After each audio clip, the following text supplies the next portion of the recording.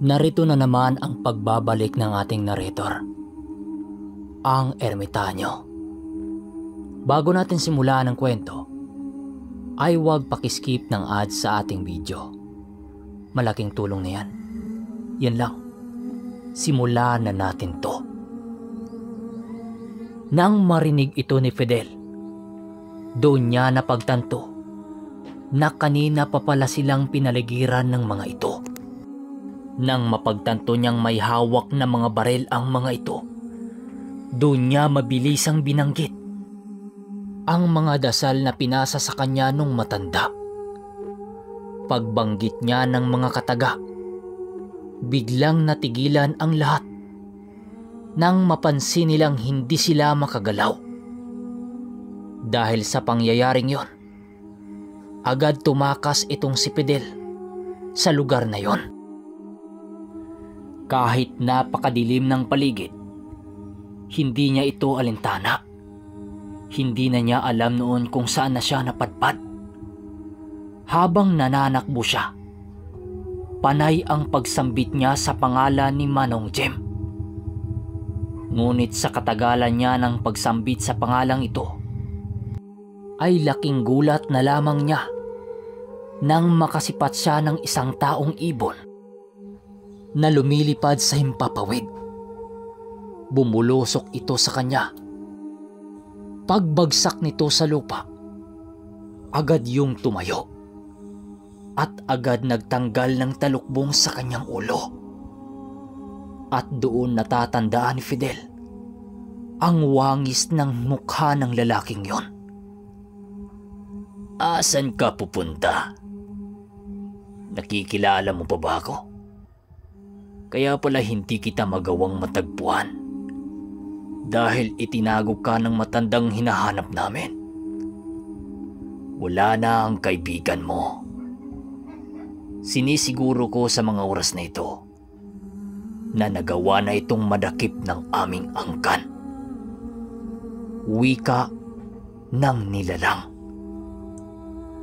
Pagbalik ng talukbong nito sa kanyang ulo, ay unti-unti ring bumalik sa paging ibon ang itsura ng ulo nito.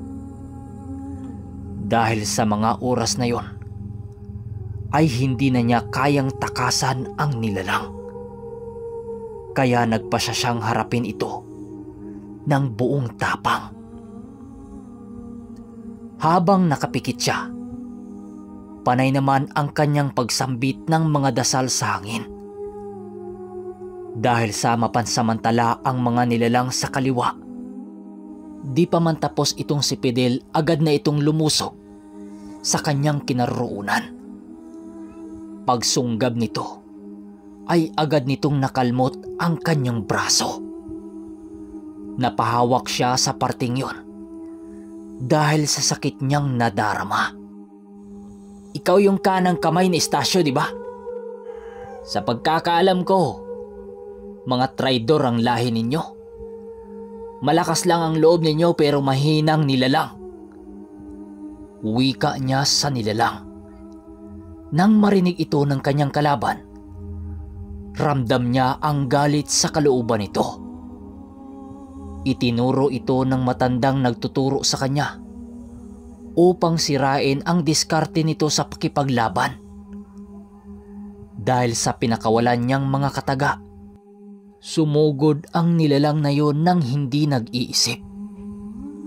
Pagtalo nito sa kanya, ay agad naman niyang pinuntarya ng suntok ang liig nito. Pagtama ng kanyang kamaong puno ng mga dasal, halos mapahiyaw noon ang nilalang. Kaya naman gumanti ito ng atake na halos hindi na nag-iisip. Sa bawat atake nitong ginagawa, inilagan lang naman niya ito sabay upinsang atake. Dahil sa mga taktikang kanyang ginamit, nauutakan niya ang kanyang kalaban ng hindi halata. Subalit hindi niya inaasahan ang kakaibang atake nitong gagawin. Bigla kasi nitong tinakpan ang dalawang mga mata niya sa dalawang mga kamay nito. at bigla na lang itong napunta sa likod niya. Kaagad nitong nasaksak ang kanyang balikat, dahilan para mapatalon siya sa sakit. Pagtama niya sa kumpol ng mga tuyong kahoy, kaagad naman siyang kumuha doon upang ipansalag sa nilalang. Ngunit ang akala niyang matinag ang nilalang na yon ay hindi pala. Napudpud na lang ang kanyang hawak na pamalo. Kakhampas sa nilalang, ngunit ngumiti lamang ito habang may halong pagngisi na para bang wala itong nararamdamang sakit. Dahil sa mga kaganapang yon, nagpa siya siyang labanan ito ng kamao laban sa mahaba nitong kuko, habang nakapikit siyang nagpakawala ng mga inkantasyon. Pagkakataon naman yun ng nilalang para sugurin siya. Pag-unday nito ng saksak sa kanya, laking gulat na lamang ng nilalang nang magawa niyang mahuli ang dalawa nitong mga kamay. Dahil sa wala ng kawala ang nilalang, agad naman niyang nabigyan ng malakas na suntok ang liig nito. Dahil sa kanyang ginawa, tumilapon ito sa mga talahiban.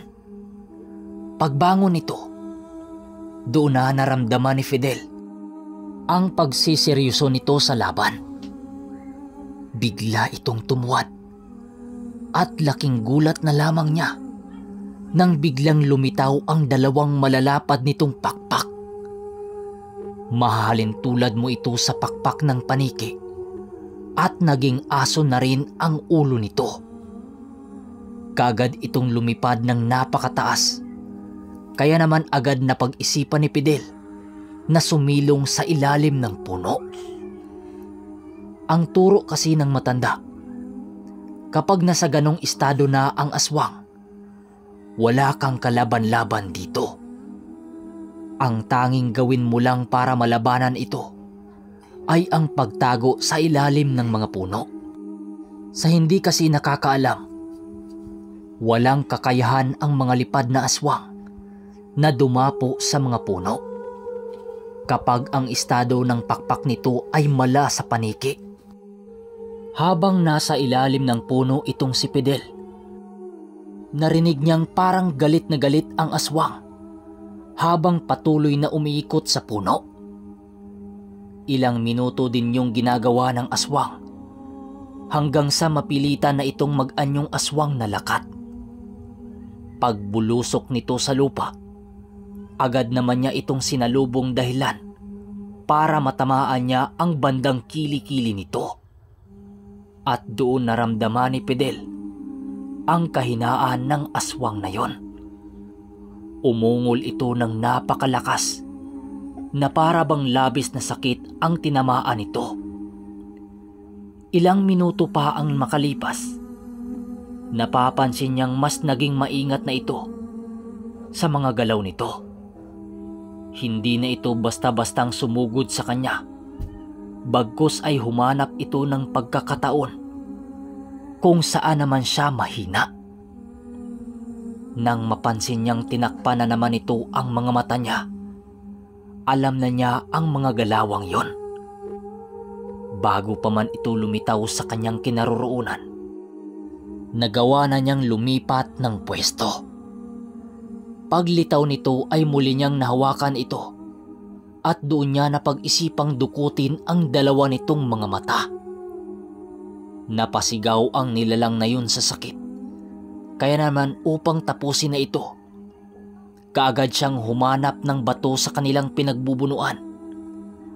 Nang makakuha siya ng angkop na bato, agad niyang winasak ang bungo nito. Habang ginagawa niya ang mga bagay na yon, naririnig niya ang animoy nag-iyakan sa paligid na mga laman lupa. Sa sobrang takot niya, ay kumaripas na siya ng takbo. Habang nananakbo siya sa daan, wala siyang pakialam kung ano ang maapakan niya. Alam niya kasing hindi lang nag-iisa ang nilalang na yon. Pero habang nananakbo siya, may biglang humila na lamang sa kanya mula sa isang puno ng kahoy. Kaagad nitong tinakpan ang bibig niya at sa sobrang lakas ng puwersa nito, hindi niya magawang makagalaw. Shh! Ako to! Huwag kang maglikha ng ingay. Narito sa paligid si Istasyo. Wika ng boses ni Tandang Jim. At sa puntong yon, ay hindi na nagawang makapagsalita ni Fidel. Dahan-dahan silang lumakad papalayo, ngunit nakita nilang may taong nakatayo sa taas ng burol. At mula sa burol na yon, nakakaya nitong tumalon papunta sa kanilang harapan. Doon napagtanto ni Fidel na hindi yun ordinaryong tao. Umatras ka, Fidel! Sa akin ang laban na to. Wika nito. Jimeno, huwag ka nang tumakas pa. Dahil nakatadhana ka ng mamatay sa lupaing ito. Wika ng nilalang. Istasyo!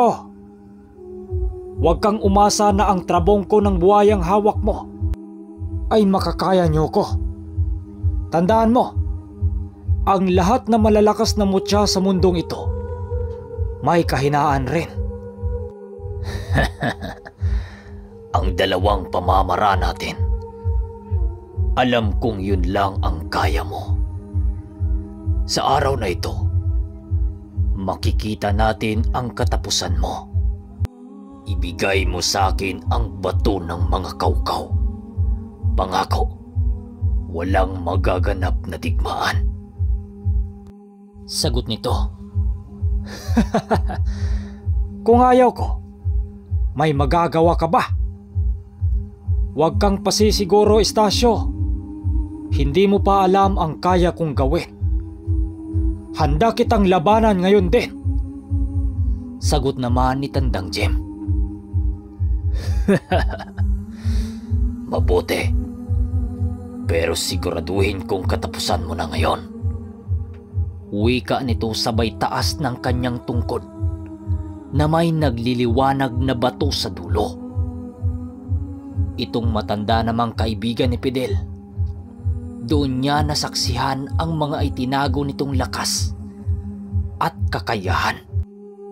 May dinukot ito sa bulsa niya na isang bagay na hindi mawari ni Fidel kung ano ito. Pero isa itong nagliliwanag na bato na kulay asol. Nilulun ito ng matanda at ilang saglit lang ay laking gulat niya nang magkulay asol ang mga kamay nito, maging ang mata. Umuusok-usok din yon na para bang labis ang init nitong enerhiya. Kaya palang lakas ng loob mo. Dahil may itinatago ka rin pala. Wika ng nilalang, sabay sugod kay Tandang Jim. Kaagad naman itong sinalubong ng matanda at kitang-kita niya ang pagbanggaan ng mga ito.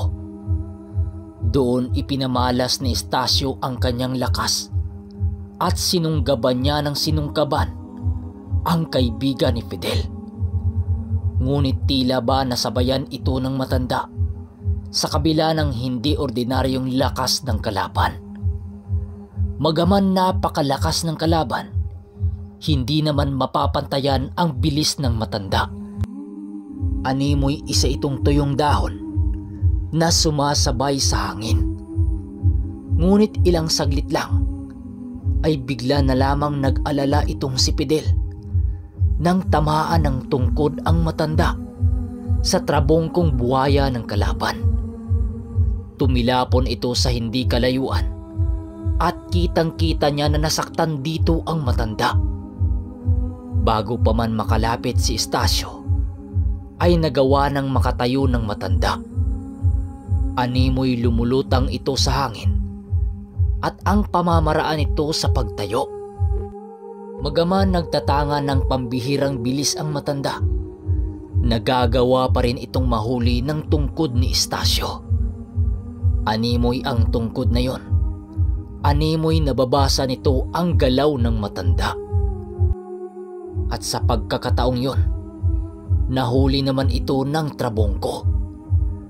Pagharap ng matanda ay nakita ni Fidel ang tama nito sa balikat. Nang mga oras na yon ay hindi na nagdalawang isip itong si Fidel na tulungan ang kaibigan niya. Nahawakan ito ni Estacio ay ang pagsulpot naman niya sa likod nito. Pero laking gulat na lamang ni Fidel nang biglang humarap sa kanya si Estacio at kaagad siyang nasipa nito. Tumilapon siya sa puno, dahilan para mawalan siya ng malay ng panandalian. Sa pagpapatuloy ng kwento ay ang pagpapamalas ng matanda ng hindi inaasahang gamit. Sumakirmitanyo, pabang ng susunod na kwento. Huwag kalimutang mag-like. Maraming salamat.